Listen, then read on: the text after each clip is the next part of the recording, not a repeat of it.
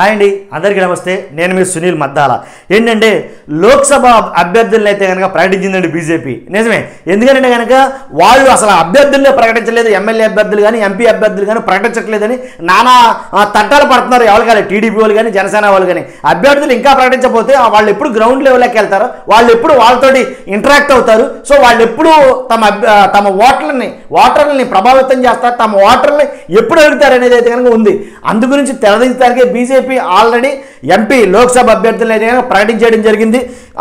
ప్రకటించిన 6 మీ అందరికీ తెలిసిన విషయమే.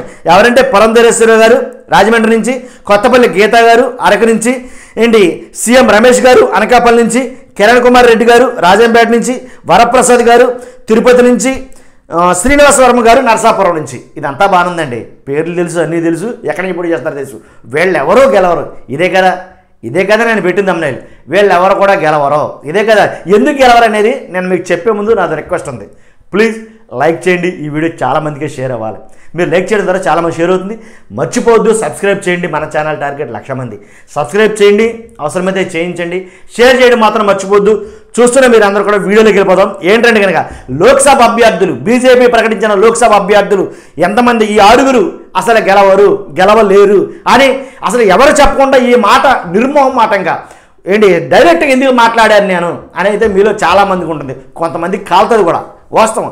ఎందుకంటే నేను రేణు కనుక ఏంటండి ఇది ఎలక్షన్, అసలు ఆంధ్రప్రదేశ్లో ఎలక్షన్ అంటే ఎంటైర్ ఇండియాలోనే ఎక్కడా లేనంత విధంగా మారింది ఆల్రెడీ. అలాంటి ఆంధ్రప్రదేశ్ ఎన్నికల్లో వీళ్ళు నెగ్గుతారా నెగ్గరని డైరెక్ట్గా చెప్పడం గల కారణం ఏంటంటే కనుక బీజేపీకి ఇప్పుడు దాకా ఏ ప్లేస్లో ఎవరు నిర్ణయించాలో కూడా స్టాండ్ తీసుకెళ్ళిపోయిందండి. మెయిన్ ఆంధ్రప్రదేశ్లో ఇప్పుడు వరకు బీజేపీ అన్ని రాష్ట్రాల్లో ఎక్కడ పడితే అక్కడ ఏకఛత్రాధిపత్యంగా పాలించినటువంటి బీజేపీ, మన ఇండియాని పాలిస్తున్నటువంటి బీజేపీ, దేశ ప్రధానమంత్రి మొత్తం అసలు ఎంటైర్ అంతా బీజేపీ ఉన్నప్పుడు కూడాను ఆంధ్రప్రదేశ్లో కనీసం అట్లీస్ట్ ఒక సంస్థాగత నిర్మాణం అనేది కూడా చేయలేకపోయింది బీజేపీ. ఇదండి వాస్తవం. ఎందుకంటే బీజేపీ ఇక్కడ స్థానం లేదు ఆంధ్రప్రదేశ్లో. బీజేపీకి సరైన అధ్యక్షుడు లేడు, బీజేపీకి సరైన కమిటీ అనేది లేదు, బీజేపీ ఒక నిర్మాణం అనేది లేదు ఆంధ్రప్రదేశ్లో. ఎందుకనో తాను నిలబడలేకపోయింది బీజేపీని. ఎందుకంటే కొన్ని పార్టీలు ఉన్నాయి, ఎలా అంటే వేళ్ళు కూడా లోపలికి చొచ్చుకుపోయేటట్టుగా పాతుకుపోయిన పార్టీలు ఉన్నాయి. అలాంటిది బీజేపీకి కనీసం అడుగులు కూడా పడని నేల ఆంధ్రప్రదేశ్.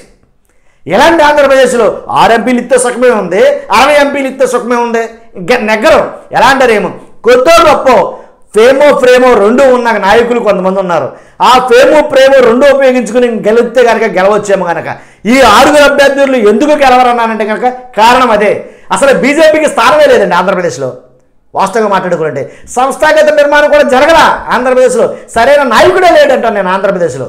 వచ్చిన నాయకులందరూ 5 నెలలు 6 నెలలు సంవత్సరం పాటు ఉండి వెళ్ళిపోయే వాళ్ళే, చుట్టం చూపుగా రావడం వెళ్ళిపోవడం. ఇదే పరిస్థితి ఆంధ్రప్రదేశ్లో బీజేపీది. ఇంకోటి ఏంటంటే ఆంధ్రప్రదేశ్ వేరు, మిగిలిన రాష్ట్రాలు వేరు. ఆంధ్రప్రదేశ్ ఎలా అంటే కొంచెం సున్నితమైనదని నేను చెప్తాను.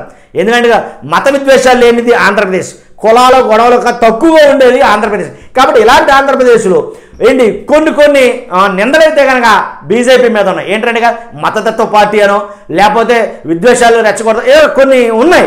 కాబట్టి అందువల్ల బీజేపీ ఇక్కడ సంస్థాగతంగా నాటుకోలేకపోయింది అనేది నా వాదన. ఇంకోటి ఏంటంటే వీళ్ళు గెలవరు అనేది నా ముఖ్య పాయింట్. అయితే కనుక మీరందరూ దానికోసం ఈ వీడియో చూస్తున్నట్లు కనుక ఎందుకు గెలవరో నేను 2-3 కారణాలు చెప్తా బీజేపీకి. ఎలా అంటే కనుక ఇప్పుడు ఉన్న వాళ్ళలో గురించి చూసుకుంటే కనుక వరప్రసాద్ గారు వైసీపీ మాజీ ఎంపీ, జస్ట్ రీసెంట్గా కూడా ఇప్పుడు ఈరోజు ఈ అభ్యర్థులను ప్రకటిస్తున్నాం. ఓకే, అభ్యర్థులు ప్రకటించే రోజే అయ్యా నేను మీ పార్టీలో చేరతాను, నన్ను చేర్చుకోండి అంటే సర్లే చేర్చుకుంటావు, కార్యకర్తగానో లేకపోతే ఇంకోటి చేర్చుకున్నావు రా, నీకు ఎంపీ ఇస్తున్నామంటే ఏంటిది అసలు? ఈ చోద్యం ఏంటంటే ఎక్కడ చూడలేదు. వైసీపీలో చేసినటువంటి క్యాండిడేట్కి ఇంకా ఎలిజిబుల్ ఉన్నట్టేనా, లేకపోతే ఎందుకు అంత అనూహ్యంగా వైసీపీలో రిజైన్ చేసి బీజేపీలోకి వచ్చిన ఎట్ టైం ఒకే రోజు అదే రోజు ఎంపీ సీట్ ఇచ్చారంటే నిజంగా చాలా ఎలా వండర్ అనమాట వాస్తవం మాట్లాడుకోండి. కాబట్టి ఇలాంటి వరప్రసాద్ గారు, వైసీపీకి పనికినటువంటి ఇలాంటి వరప్రసాద్ గారు బీజేపీలోకి తీర్చుకోవడం వల్ల అంటే ఈ నెగ్గుతాడని మీకు ఏమాత్రం అసలు డౌట్ ఉందా? అసలు ఆ నెగ్గుతాడంటారా? ఒకవేళ మీ అభిప్రాయం నెగ్గుతాడు అనుకుంటే కనుక నెగ్గుతాడని కామెంట్ చేయండి, నేను దానికి సమాధానం నేను ఇస్తాను. కాబట్టి వరప్రసాద్ గారు చేరిన రోజే ఎంపీ టికెట్ ఇచ్చింది బీజేపీ. ఈ నెగ్గడు, దాంట్లో డౌటే లేదు. కాబట్టి ఇంకా తర్వాత చూసుకుంటే కనుక కిరణ్ కుమార్ రెడ్డి గారు కాంగ్రెస్లో ఉన్నాడు కొంతకాలం, ఆల్రెడీ మాజీ ముఖ్యమంత్రి చేశాడు ఉమ్మడి ఆంధ్రప్రదేశ్కి. కిరణ్ కుమార్ రెడ్డి గారు కాంగ్రెస్లో అన్నారు, తర్వాత మళ్ళీ బయటకు వచ్చేసారు, మళ్ళీ కాంగ్రెస్లోకి వెళ్ళారు, అది అన్నారు, మళ్ళీ ఇప్పుడు బీజేపీలోకి వెళ్ళారు. బీజేపీ నుంచి ఎంపీ టికెట్ ఇచ్చారు ఆయనకి. కాబట్టి ఈయన కూడా రాజకీయంగా అంతగా ఎదగలేకపోయాడు. ఈయన ఏదో అనుకోకుండా జాక్పాటు లక్కీపాటు ఏదో పాటు తగిలి ముఖ్యమంత్రి అయ్యాడు ఈయన ఉమ్మడి ఆంధ్రప్రదేశ్కి. కాబట్టి రాజకీయ ప్రస్థానం అంతగా విస్తరించుకోలేకపోయాడు ఆయన. కాబట్టి బీజేపీగా ఎంపీ అభ్యర్థిగా ఇచ్చినప్పటికీ ఈయన కూడా అక్కడి నుంచి గెలిచే అవకాశం అయితే కనుక లేదు. ఎక్కడి నుంచి? కిరణ్ కుమార్ రెడ్డి గారు రాజంపేట నుంచి. కాబట్టి అలాగే సీఎం రమేష్ గారిని చూస్తే ఈయన తెలుగుదేశం బీజేపీ అర్థం కాదు. ఎందుకంటే తెలుగుదేశం వ్యక్తి అంటారు, బీజేపీ వాళ్ళేమో మా అభ్యర్థి అంటారు. అసలు ఏ అభ్యర్థి ఎవరికి అర్థం కాని పరిస్థితి సీఎం రమేష్ గారిది. ఈయన కూడా గెలవడు అనేదిగా నేను చెప్తాను. ఎందుకంటే ఎక్కడో కడపలో ఉండే సీఎం రమేష్ గారిని తీసుకొచ్చి అనకాపల్లి వేశారు. అనకాపల్లి ఏమన్నా సపోర్ట్ చేస్తుందో లేదో తెలియదు కాని విషయం.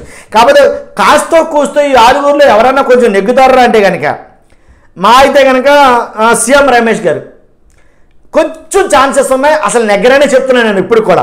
అయితే కొత్తపల్లి గీత గారు ఎస్టీ అరకు రిజర్వ్ నియోజకవర్గం, దీంట్లో డౌటే లేదు, నెగ్గరివిడి.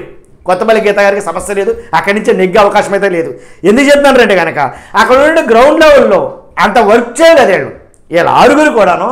అసలు ఇప్పుడు వరకు గ్రౌండ్ లెవెల్లోకి వెళ్ళి అసలు అక్కడ ఆ స్థానాల్లో కానీ ఆ నియోజకవర్గాల్లో కానీ తిరిగిందే లేదు. అది ఆశ్చర్యం. కాబట్టి ఇలాంటి అభ్యర్థుల్ని ప్రజలు ఇదిగో ఈయన మీ ఎంపీ ఎవరిని తీసుకొచ్చి అసలు ముక్కు ముఖం తెలియని తీసుకొచ్చి ఈయన మీ ఎంపీ కాబట్టి ఈయన మీరు ఓటేయండి ఎవడేస్తాడండి? ప్రజలు ఎయిరు. ఎందుకంటే కనుక వాళ్ళ సమస్యలు ఏంటో తెలుసుకోవాలి, వాళ్ళు పడే బాధలేంటి, సాధకాలేంటి, వాళ్ళ కష్టాలేంటి, వాళ్ళ నష్టాలేంటి, వాళ్ళు చేస్తున్న పనులేంటి, విధి విధానం ఇవన్నీ ఉంటాయి కదండి. ఇవన్నీ తెలుసుకోకుండా నేనే మీ ఎంపీ నాకు ఓటేసండి నేను వేస్తారా? ఎయిరండి, ఎయిరు కాక ఎయిరు. ఒకవేళ వేస్తే గీస్తే లేదా గెలిపిస్తే కనుక ఏ పార్టీని చూసి ఆ పార్టీ విధి విధానం నచ్చి ఒకవేళ వేస్తే వేయొచ్చేమో ఓట్లు. కాబట్టి ఇక్కడ అది కూడా లేదు నన్ను అడిగితే కనుక బీజేపీకి ఆంధ్రప్రదేశ్లో. సో అదండి బీజేపీకి ఆంధ్రప్రదేశ్లో ఏంటంటే మెయిన్ ఓట్ బ్యాంక్ లేదు, ఓట్ షేర్ అనేది లేదు అసలు బీజేపీకి. కాబట్టి ఎంపీని ఏదో ఒక రకంగా ఒకటో రెండో గెలవాలని ఉద్దేశంతో ఇక్కడ నించోబెట్టినట్టున్నారంటే పొత్తులో భాగంగా బీజేపీని చేర్చుకోవడం వల్ల టీడీపీకి జనసేనకి ఏమైనా ఉపయోగపడుతున్నారంటే కనుక టీడీపీకి జనసేన కూడా ఉపయోగపడేది ఏమీ లేదని అడిగితే కనుక ఎస్ వాస్తవం అండి. టీడీపీకి జనసేనకి 3 సీట్లు తగ్గినాయి, టీడీపీకి ఏమో 6 ఇది ఈ సీట్లు తగ్గినాయి తప్ప వీళ్ళకి ఉపయోగపడ్డ దాఖలాలు అయితే కనుక ఏమీ లేవు, ఉపయోగపడలేదు కూడా ఉపయోగపడదు. ఒక రకంగా ఉపయోగపడితే కనుక కేంద్రంలో ఏదైనా లాబింగ్లకి గట్రా ఉపయోగపడాలేమో తప్ప అదేంటి వాస్తవం. కాబట్టి వీళ్ళు నెగ్గుతారంటే ఏం చెప్తాం నెగ్గుతారనేది. తర్వాత పురంధరేశ్వరి గారు టీడీపీ కాదులేండి బీజేపీ. ఎలా అంటే పురంధరేశ్వరి గారు కూడా టీడీపీకి బీజేపీకి మధ్య వారధి.